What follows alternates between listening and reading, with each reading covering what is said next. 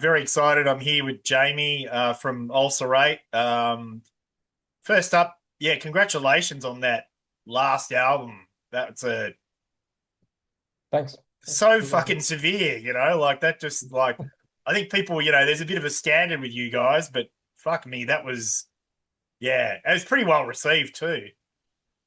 Yeah, we're very happy with the reception for sure. Yeah.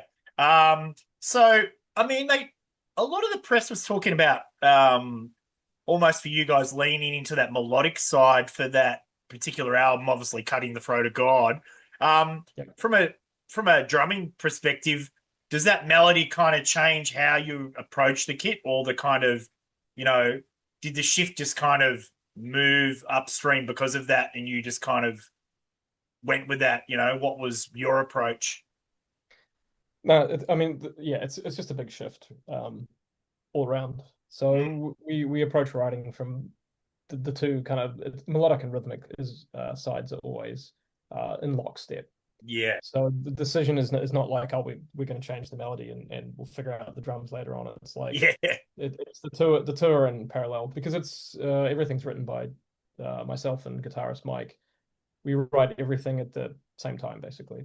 yeah, So, I mean, the decision to move more into this more open, kind of powerful territory was we decided that with before we went into Stare into Death, the prior album. mm, And that's purely out of we had just decided that we have just said kind of all we can with the kind of a past approach. And yeah, yeah, we want to do it. It's just purely like shit, man. We just need to redefine the sound to match with what we want to say, basically.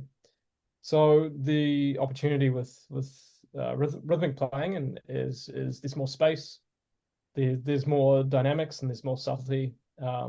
It can the complexity can still be there, but it kind of shifts into other areas. It's not bludgeoning over the head as much as some of the prior material is. So, and it's just more in step with kind of where we want to take this music that we're producing. Um, yeah, yeah. No, that sums up beautifully. I mean, it's because it's really the kind of, I mean, over all the releases, the kind of the rhythmic language is very dense anyway. So yeah. like a little bit what you touched on then, so you're essentially writing the drums to what the guitars are going, what they're doing, or is it kind of like a fourth voice to kind of then, also the bass, and that's navigating around you? I know it's a tricky one. It just depends. It depends on the part, the moment. Sometimes the Mm, riffs and the melodies come out of drum rhythms, and vice versa. And sometimes it'll start on guitar. We'll build rhythm around it, and then it's like, oh shit, now we're going to change that guitar line to match the phrasing of the drumming. And then sometimes it's even like we'll have a guitar part, we'll build a drum melody around it. Sometimes there's might even two drum melodies, and then that thing makes us think, shit, we can actually build two kind of entirely new pieces around this with like counterpoint guitar, and then you can actually completely shift the phrase into a completely different territory. In terms of bass, the bass is essentially we modulate it between being a rhythmic support and a melodic support, and it fills in the gaps just depending on the context, basically. But it can also drive melody and drive rhythm as well. So yeah. what we're trying to do is we're trying to position all three main instruments, well, vocals included, in that they can all kind of spearhead or shift apart at any time. So it's pretty cool territory to be in. It's not classic metal Mm. songwriting. It's taken us a couple of decades to get here, but now we kind of feel really free with it. So yeah, it's quite cool. Yeah, I mean, it's kind of, yeah, it's definitely, it's the kind of cliche of building on things as well. With Mhm. this change, did it ever kind of, is there moments, because there's obviously a lot of kind of, it's very dynamic on the record, the changes. Was there any territory on that particular album that kind of scared you technically or conceptually, because it's pretty, Yeah, I mean, but yeah, kind of the whole thing as you're moving through it, yeah, because you like, and particularly when you're really pushing yourself to really step out of your comfort zone with everything we're writing. And particularly when I don't know, it's also like you don't know how necessarily things are going to be received, if they're going to be received well or Who knows if you're trying if it feels like you're pushing too far in one territory. Particularly for us coming from such a oppressive, chaotic kind of background. It's a lot for us to kind of step back and make things wider and more expansive.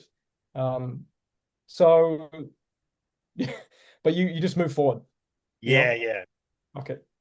And it's yeah. I mean, that's because you're building on those things because it seems like the tempo, the time signature, and the feel. It's definitely it seems to be a bit of it's in flux, which is kind of what you're kind of indicating. And did that you had a bit of a plan with that record by the sound of it, but was there a lot of improvisation initially, or was it Always, yeah. yeah Yeah. yeah I mean, look, we write stuff together. We write stuff in rehearsals. We write stuff the way that we used to when we were kids. It hasn't changed. So it's a lot of jamming, experimenting. It's a lot of feeding off each other's kind of what we're playing. We don't do the whole writing in front of the computer thing at all. yeah I mean, like, yeah, we like pre-produce and get into detail work later on, but that initial uh the ideas and the kind of concepts and that comes from playing loud in a room together. So yeah, improvisation is a massive part of it. It's a huge part of the drumming, And especially. how and how yeah, I mean that's that kind of comes across. And did how is it live wise, kind of at the start when you first obviously you bring some songs in and then obviously there's a tour cycle for the album, but how did it feel straight away? What was it? Could you notice like an audience difference from the newer tracks? Yeah, I mean our newer material, the last two albums especially, like that stuff hits way harder live. Yeah. It just has way more of an ebb and a flow. There's a power that we can generate with it that we can't with the older stuff, particularly the kind of like Vermis era where it's like there's a million things going on all at once. They're all kind of competing for your attention, sonic attention. So I mean, look, we wrote that stuff to be overwhelming, and it is overwhelming. But force that through a PA, and it's just like I mean, it's controlled chaos, Yeah. even for playing. There's no breathing room, or there's very compared to the new stuff anyway. So so yeah, I mean, the new material gets received better, basically, Mm. which is cool. Yeah. And, and I mean, you were kind of talking about the controlled chaos. A lot of extreme drumming is really a real focus on kind of brutality as an end to itself. So, your playing kind of seems like it's more kind of thinking and kind of like it's more. I don't know. Obviously, I'm not a drummer, but it seems like it's not.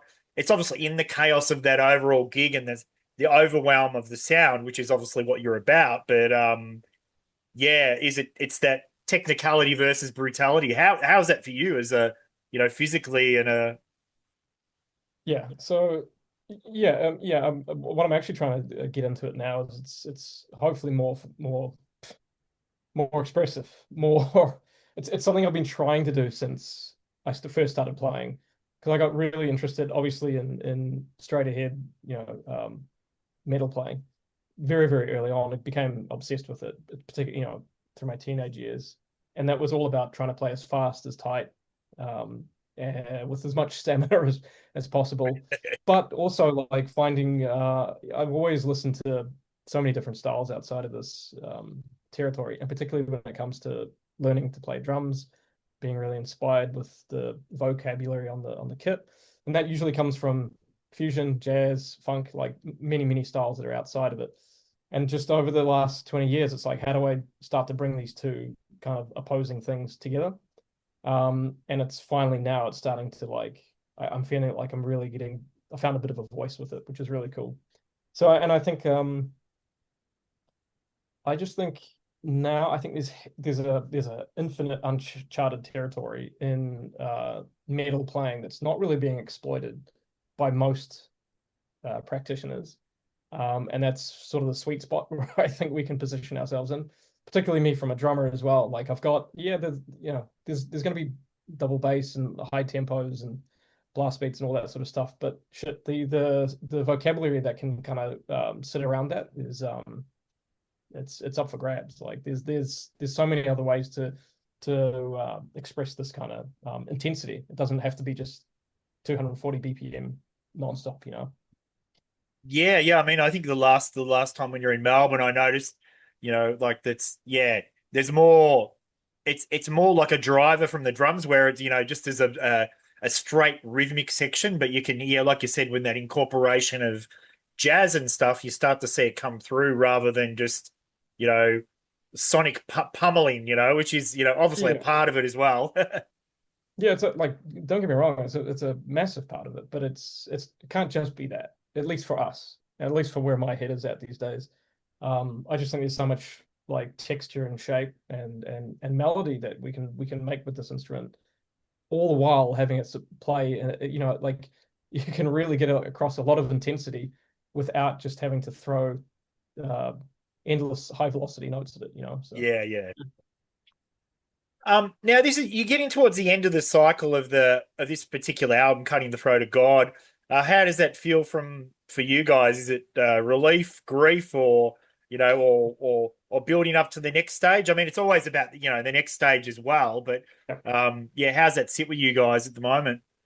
We feel like we're not that we're done. Like it's been very the best and most enjoyable kind of tour cycle we've ever done. But we also feel like we're at the end of it because we've just actually this week started writing for the next album. And when that switch happens and when it's like it feels like it's time to start writing, it's like our minds just kind of shift. The mindset just moves. Mm. So yeah, it feels like we're ready to conclude it, and now we're just like, yeah, we just got visions of what we can do next, basically. Wow, yeah, yeah, and that probably feels pretty wider now, as you said, because it's been Yep. developing. Mhm. Um, Now you've kind of built this reputation, through the underground word of mouth that it's sort of no one's equipped to deal with how kind of powerful it is. How did you find? I mean, reviews are always kind of tricky, aren't they? But how did that sit? Is it kind of does it is it a limitation or is it kind of to hear that praise is positive as well? Because I mean, it's pretty, I think, overwhelmingly well received. So Yeah, I mean, look, we'll take it. Like look, we're writing music for ourselves, but it's shit to have it like well received. Yeah, it's cool, and to see it like kind of go wider without us intentionally, like we're not crafting the music to get a wider audience or end up in places or end up with people enjoying it that aren't necessarily metal fans. Um, like, oh, we'll take it, man. Yeah, it's cool, but it doesn't I don't know, the whole review thing. yeah, yeah, You can't, you fuck it. And even like it probably used to be bad enough in the days of print magazines, but now the opinions they're just everywhere, so at a certain point you literally have to shut it off because you just go insane. um yeah, whether it's good or bad, like there's nothing it's bad enough seeing one or two little comments here and there that might be negative, but it's also not healthy to just see endless praise as well. There's yeah, nothing yeah, yeah, good to be found in that. So it's all cool. It's yeah. rad. Like we'll take it. Like but it doesn't influence what we're doing. No, Yeah. no, no. I didn't think so. And I mean, I think I think it probably maybe it opened doors because even people that I know my mates that hadn't heard of you guys, but they had heard about the album and just were, Mm. overwhelmingly just like, as I said at the start of the interview, like, like just, blown away, which is pretty, it's, to take the time Cool. to listen to it from front to end, which is, Mm. Yeah, yeah. That's yeah, it's man, like the other way that we would look at it is, we're in our 40s now. Oh, you'd never expect. Oh, who would have thought that as teenagers we would still be uh, this motivated and this impassioned this far in. Um, it's cool. It's cool.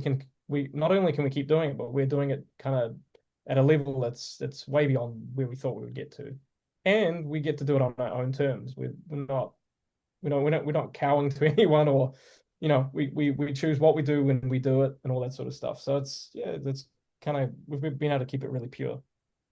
Yeah, that's awesome. super looking forward to see you guys. Yeah, come back again. Yeah, so that'll be that's happening very, very soon. And yeah, the Melbourne shows are with the Amenta, so I think that's going to be that's Yeah, pretty great. pretty crazy shit. So that'll be really good. So thank you so much for your time, and thanks for your body of work, because I think it's Yeah, no incredible worries, from man. the start to where we are now, and it sounds like the range has got even more. There's a lot of gas in the tank, So Yeah. um, There is, yeah. Yeah. yeah, which is cool. So yeah, thanks so much for your time, and look forward to seeing you in the Melbourne leg. That'll be awesome. Yeah, cheers, man. All Thanks. right, take care. Thanks for Bye. your time. Thanks Yeah. again. Cheers, buddy. Thanks.